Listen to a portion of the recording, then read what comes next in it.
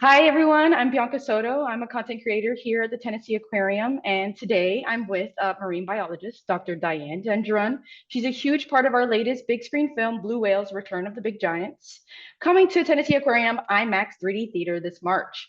Dr. Gendron has been studying blue whales in the Gulf of California for over 30 years. From creating different methods of identification to studying their snot, she has been significant in understanding these gentle giants. How are you doing today, Dr. Gendron? Very well, thank you. And you? I'm great. Thank you so much for talking with us today about this amazing film. I just have a few questions about your experience and also your studies overall. So to start things off, I really want to know what made you fall in love with blue whales? Really was the so little knowledge about them, like every question asked had no answer. And I thought this is not possible. We need to start to study them more deeply. So that's why, I got into that topic. It was not really that I was in love with blue whales. Right. You know, it just happened to be that way.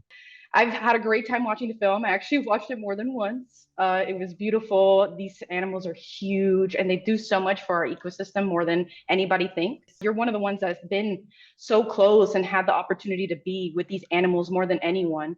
What are the major challenges in searching for blue whales in this area besides, having that short moment with them when they're above the water and then they finally just stay down? Well, it's one of the, I would say, the easiest place to work with large whale. I mean, I used to work in the North Shore of the St. Lawrence in Quebec. It's also a nice place, and some days are really, really like, flat and calm. But the water is cold, there's more danger to it, right? Here is like so easy. But like before we had the possibility to look at the weather with windy, for example, which started for us, we started to look at that in 2009. Before it was like, it was the only thing we knew is when there was a big wall, a big gray wall coming at us. It was like the north wind coming, let's go back. But we Wow. got stuck in big waves so many times. And since windy, it didn't happen almost never because we know when the very strong, dangerous wind is coming. So we just don't go out that day, or we know when to come back. But aside that, Right. yeah, it's calm. There's not many boats around. You can hear the blow, the spout from really far away. You can see the spout also because the water is calm, and so it's a blessing to be able to work with these animals in such a beautiful and nice and not so much dangerous place, let's say. Yeah, I bet it was very challenging, especially on those small boats. If there's even a little bit of wind, I bet you guys were moving a lot. But Yeah. I also noticed throughout the film that there was a lot of technology used to study the health of blue whales, and I thought it was really cool that the drones are being used now in science. How do you think technology has enhanced your research over time being in this field? Well, my research in general, it's not that that high tech type of research, and I always think, I always thought that the type of research I do is kind of boring because it's such a slow way to get to know the animal, through times. But it's the only way. I'm really telling everybody now, if you want to see what's going now, you need data from the past. And Mhm. the data could be the identification of the animal or sample, like feces sample, which I love. You can do so many things with them. So we have that collection of long period of time before now. So I think it will really help to understand what's going on now.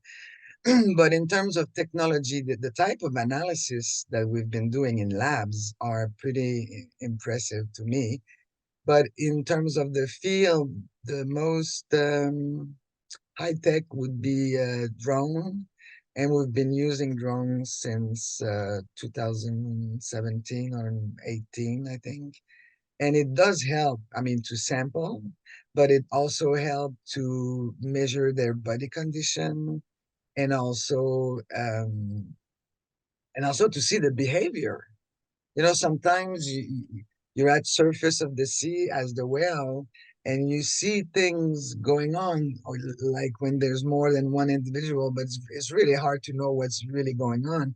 So send in the drone very fast and see what is happening. Are they feeding? Are they uh, not mating? We never saw that. Well, maybe once, but courtship, one whale's chasing the others. And anyway, so the drone help us to understand the behavior. Or if a calf is actually suckling, because we think when the calf is going from one side to the other side of the big whale of the mom, we check that as suckling, but in reality, when we send the drone, it's not always like that. So it helps. It helps to understand a little bit more about behavior. Wow, that's really interesting. Yeah, one I would say one of my favorite parts was when you and your partner Hasivi and she attached I think it was a petri dish to the Yeah, drone to collect the snot. I yeah. thought that was super cool. But back to when you were talking about whale feces, and so we know that blue whales eat krill, and they're one of the most abundant creatures on Earth. Would you say if someone saw a big group of krill like you did, that means maybe whales are nearby? Yes. When you see krill at surface, that red patch at surface, it obviously means there's a lot more down below, right? The reason why the krill come at surface, there's several hypotheses, and actually, it was my first publication in 1992 explaining, what was the composition of the individual krill in those swarm, daytime surface swarm. But when you see them at surface, it means it's a good year. It means there's a lot more krill. And often when we see the whales making circle, what it means is the whale comes up, breathe a couple of times, making a circle and come down to more or less where it came up. So it's going at the same kind of area, right? Because there's food down below. So you can be with the motor off for hours and hours, and you still can see them kind of circling around you, while they're feeding down.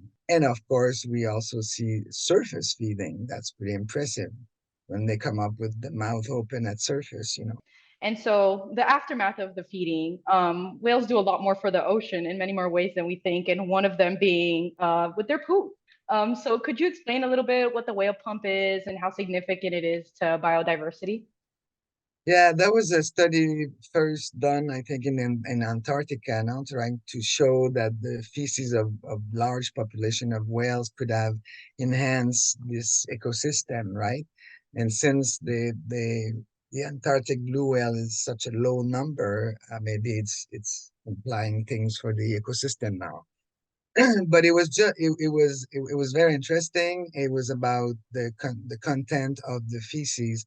But what we did, well, a student actually, so we did with her an experiment using fresh feces that we just collect, and we did an experiment with big bottles in close to shore, of course, but with water and phytoplankton local from the local, I mean, phytoplankton from the area.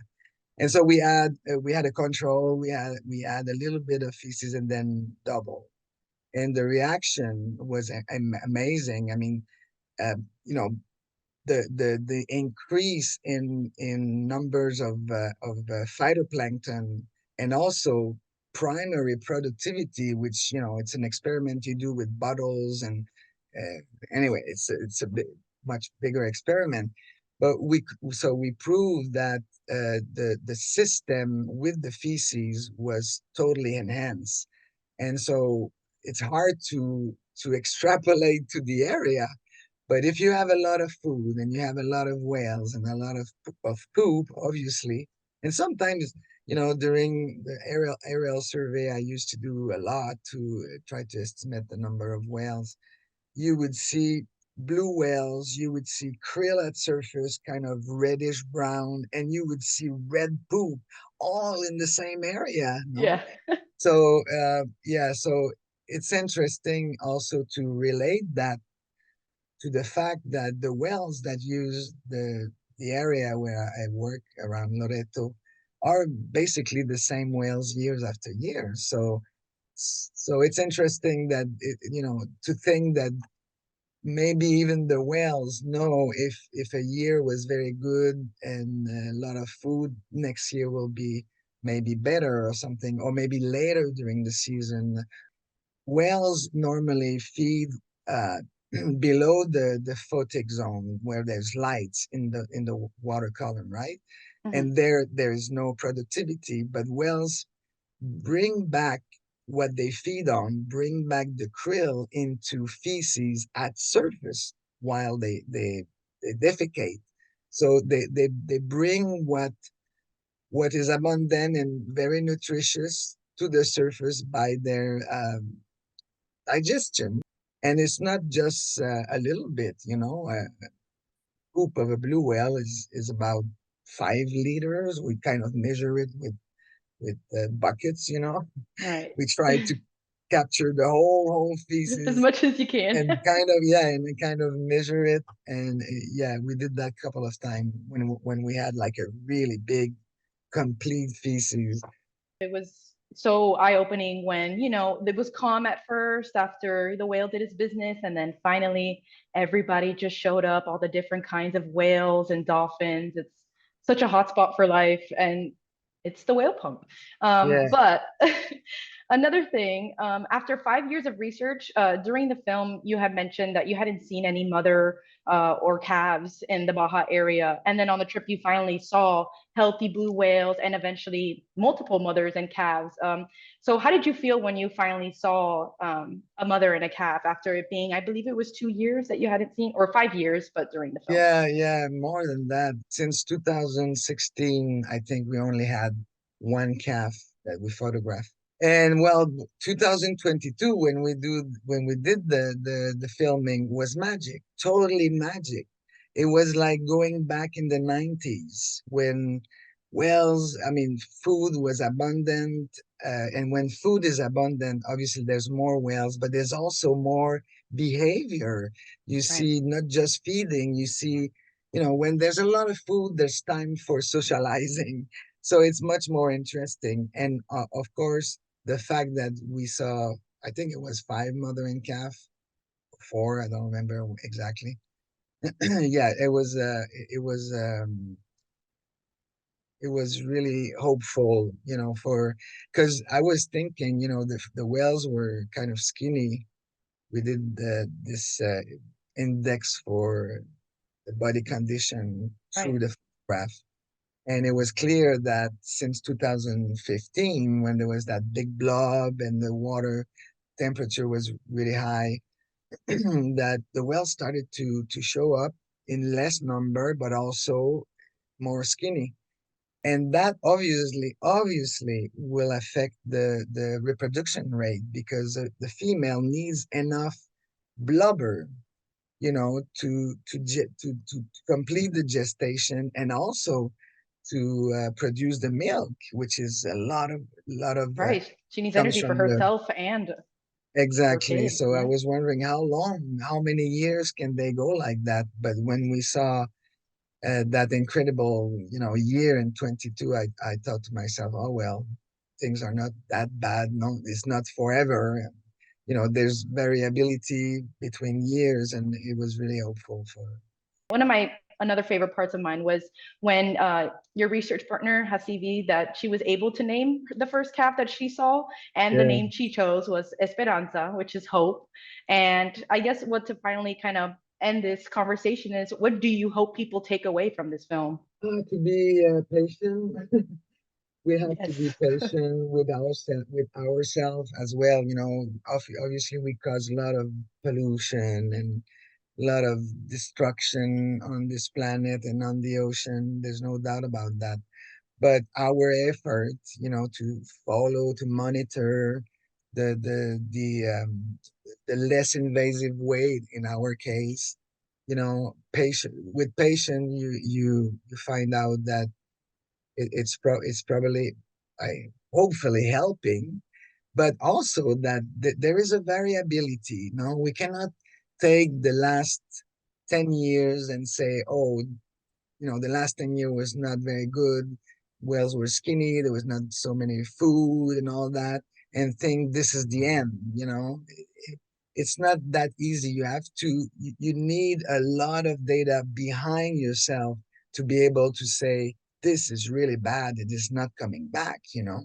So 2022 during that filming was like it was like, yeah, we never know what's going to happen. Every year is different, and we have to be patient and we have to be hopeful. Wow. Well, thank you so much for taking the time to talk to us, Dr. Diane Gendron. It was a pleasure to meet you, and I can't wait for others to see this film coming out March 8th here at the Tennessee Aquarium IMAX 3D Theater. Yeah, it's worth it.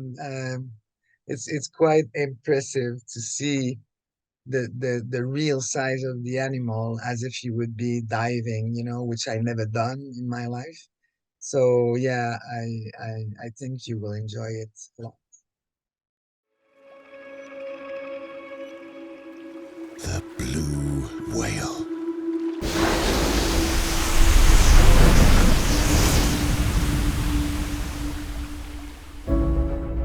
The largest animal ever to have lived. Bigger than any dinosaur.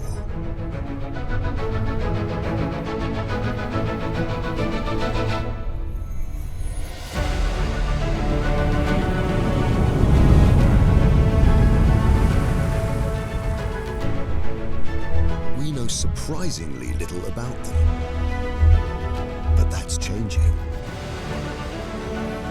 Scientists are revealing the secrets of these rare giants.